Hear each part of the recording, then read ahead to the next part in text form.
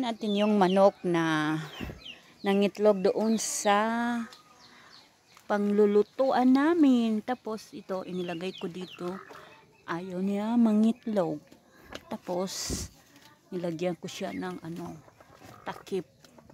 Yan. Tapos may tali pa yung paa niya. Hindi siya mangitlog. Bahala ka na dyan. Diyan ka na lang. Yan siya.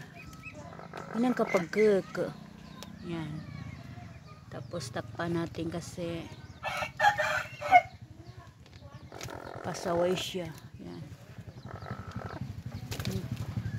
Yan ang kabangag. Pasig kalini pagsumbali na manok yan. Yan. Tapos ito naman si Ketam. Yan ang pangalan niya ay si Ketam. Mayroon siyang itlog. Marami siyang itlog. 10. Yan.